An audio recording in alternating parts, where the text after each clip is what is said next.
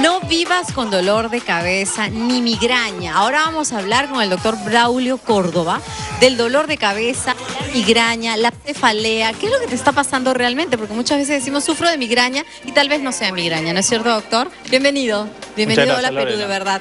El dolor de cabeza es lo mismo que la migraña. A veces uno dice, me duele solo un lado de la cabeza, me duele toda la cabeza, no puedo ver las luces. O sea, ¿cómo podríamos definir los dolores? La cefalea crónica o el dolor de cabeza común se confunde muchas veces con un diagnóstico de migraña.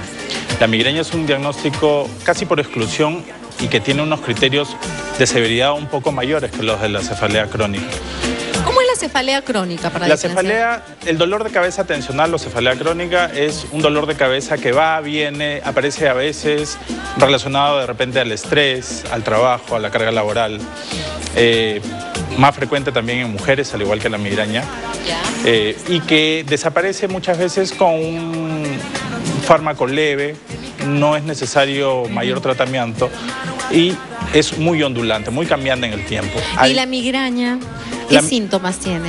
La migraña se caracteriza por ser un dolor mucho más constante, mucho más agudo, muchas veces incapacitante, invalidante. La persona se recluye hasta que le hace la crisis. No puedes ver la luz, estás días de días con el dolor. Es correcto. Y adicionalmente a eso, tiene síntomas que anuncian la aparición de la migraña. A veces hay personas que tienen algún olor, sienten algún sabor, algún sonido, ven imágenes que se llaman escotomas y toda esa sintomatología se llama aura. La presencia de aura es uno de los factores... O ves como nubladito por los alrededor de, ¿no?, de tu vista. Sí. O lo típico, me parece, muchas personas que me han comentado también es la luz. La luz es un desencadenante, la luz, la falta de sueño. Consumir cierto tipo de alimentos, ¿no? De alimentos, nitrogenados sobre todo, café a veces. Chocolate, queso. Sí, cafeína, a veces nitratos que están presentes, por ejemplo. ¿El vino tiene algo que ver? El vino sí, en algunos pacientes puede desencadenar, pero cierto tipo de cepa. A veces algunos tipos de cepa de vino que no son de consumo frecuente. ¿Y se podría decir que hay personas que están más propensas a la migraña que otras? ¿Qué tipo sería?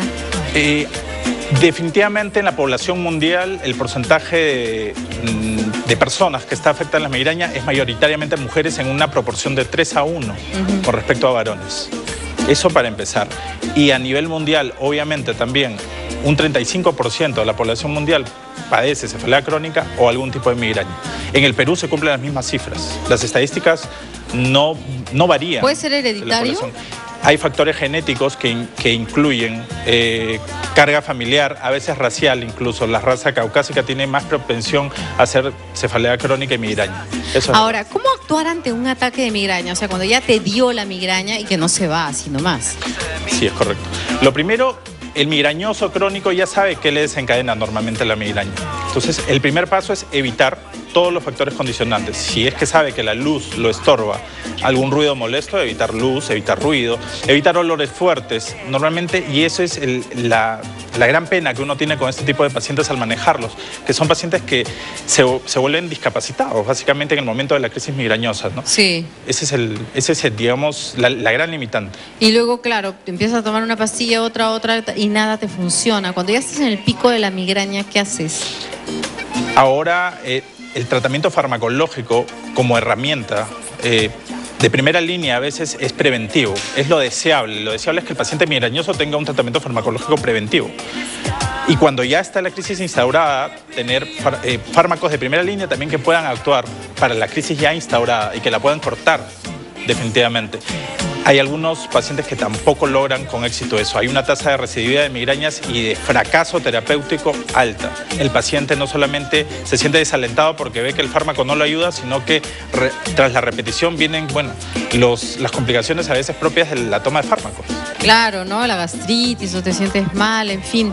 Ahora, la acupuntura. ¿Qué me puede decir la acupuntura en relación a la migraña? La acupuntura es un método, tradicional chino que ya es milenario realmente. Hay personas que exitosamente han abordado el tema de la acupuntura, pacientes que lo han llevado bien, sobre todo con disciplina, con cierta periodicidad, ritmicidad, es bien aceptada. A veces hay muy buena respuesta, pero hay pacientes que recaen fácilmente. Hay un cierto agotamiento del cuerpo al tratamiento acupuntural.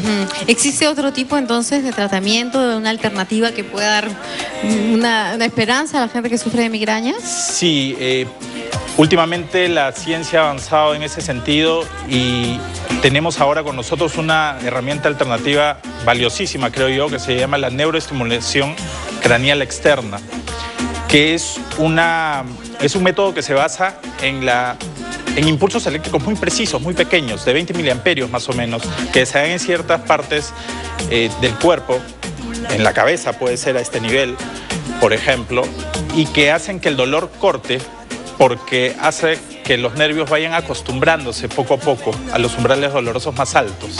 Entonces, el paciente que ya ha probado fármacos, que ya ha probado acupuntura y que tiene un umbral del dolor todavía alto, que no baja, puede probar la neuroestimulación craneal externa como una alternativa. ¿Cómo es esto? O sea, ¿es un tratamiento que se hace cada cuánto tiempo?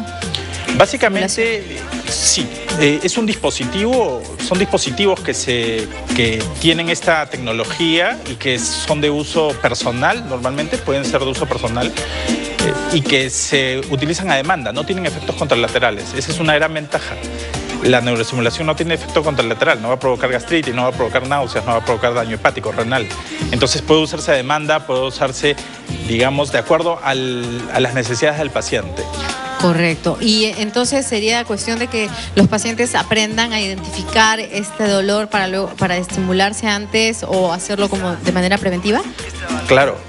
Estos dispositivos de neuroestimulación tienen la ventaja de tener programas en los que uno puede atacar la migraña ya instalada y en otro programa del mismo dispositivo tener un programa preventivo. Ah, correcto. Entonces... Mira, primera noticia, no sí. Sabía, porque la verdad que las personas migrañosas sufren mucho, tienen náuseas, sí, mareos, etcétera, y es muy complicado, tienes que llegar hasta las inyecciones para poder ya en tu pico de migraña, y eso, como dice el doctor. Pero si encontramos esta alternativa, ¿dónde lo ubicamos, doctor? Bueno, si ustedes gustan saber más del tema, pueden ubicarnos en las oficinas de Biotech, que están ubicadas en Avenida El Pinar 180, la oficina 501, o visitar nuestra página web, que es www.biotech.com.pe. Muchas gracias, doctor. Muchísimas gracias por esta información valiosa. Y ahora sí nos vamos con doña Nicolasa.